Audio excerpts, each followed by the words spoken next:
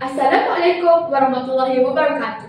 Saya Nur Hazika Akila dari DFI2P akan membentangkan tugasan ketiga saya bagi mata pelajaran pengajaran Malaysia bertajuk Dasar Ekonomi Baru. Adakah matlamatnya tercapai? Mari kita saksikan. Baiklah, secara amnya, Dasar Ekonomi Baru ataupun DEB ini merupakan satu program sosioekonomi yang diperkenalkan dalam rancangan Malaysia kedua dari tahun 1970 hingga 1990. Rancangan ini dilaksanakan selama 20 tahun sebagai rancangan pembangunan ekonomi dan perpaduan negara.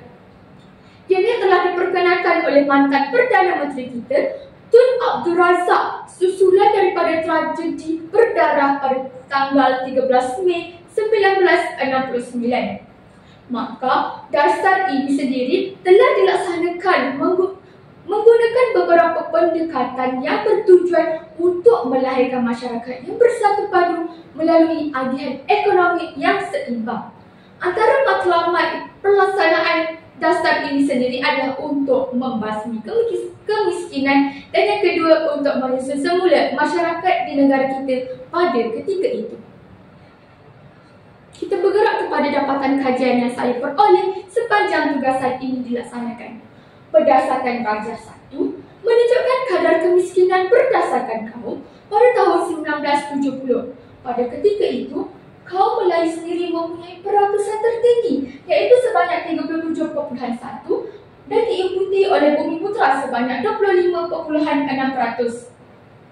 Kaum Cina pula pada ketika itu mempunyai peratusan terendah sebanyak 14.9%.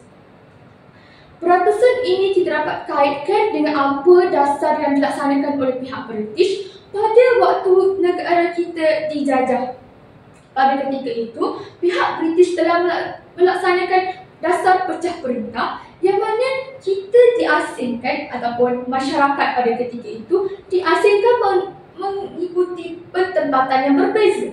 Sebagai contoh, kaum Melayu sendiri ditempatkan di kawasan kampung untuk melakukan pertenakan dan sawah padi. Manakala kaum India pula ditempatkan di kawasan estet ataupun ladang getah, dan kaum Cina sendiri ditempatkan di kawasan lombong ataupun bandar.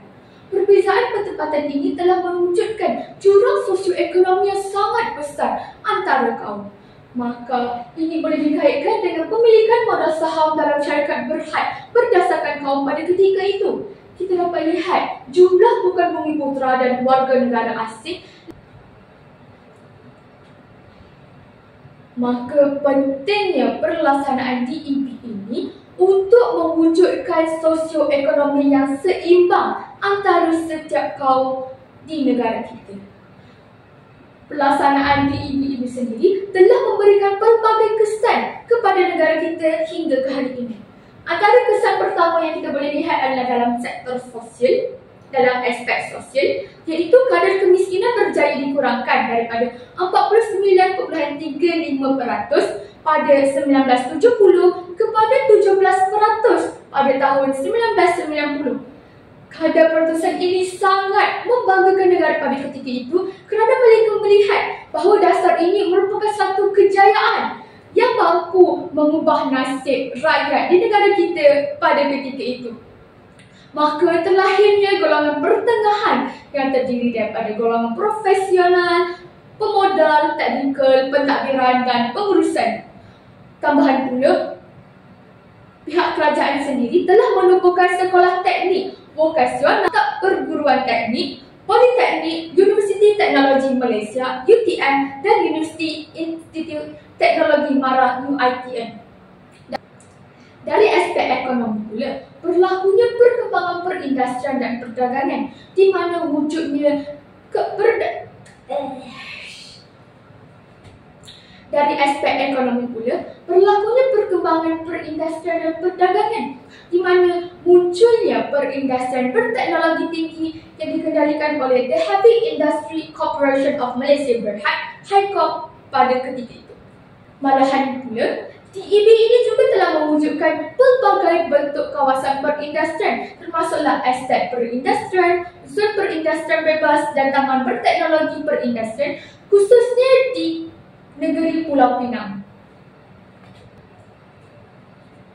Secara rangkumannya, dasar ekonomi baru ini berbeza daripada dasar-dasar yang terdahulu kerana ia bersifat komprehensif dan dibuat secara teliti agar mencapai matlamat perpaduan negara.